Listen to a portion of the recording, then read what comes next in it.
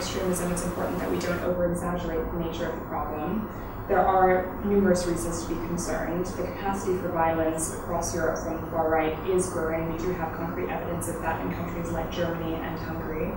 And even in countries where the official numbers of members involved in these movements is low, we do also see a high risk of individuals carrying out acts of violence or of lower level hate crime. And then on solutions, there are really three recommendations that we put forth. The first is that tackling the far right needs to be underpinned by a really strong, clear legal framework, particularly on hate crime. The second is the need for public order management to work with communities rather than just something that's done to communities. And the third is the need for exit programs to support individuals that would like to leave far-right movements but need long-term care and support to do so. Some of the most innovative responses actually mirror the tactics that are being used by far-right movements. So whether that's using creative messaging, using YouTube videos, using branding techniques, so really matching them on a PR level on the one hand.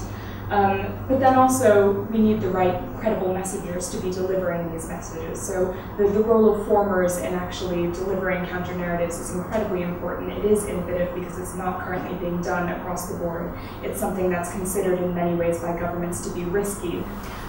The first thing I would say is that governments absolutely need to make a clear commitment to this issue, and that hasn't been done across the board. That needs to happen both at the national level and at the local level. Unless that commitment is in place, we won't be able to deliver countermeasures. The second is the recognition of the role of formers and the recognition of the need for intervention measures. Intervention has not yet been done on a systematic level by governments. There are very few governments that are delivering intervention through their departments. Germany is one, for example. There has been, in the past few years, quite a lot of collaboration between certain countries. So the Nordic countries tend to engage a lot in policy exchange.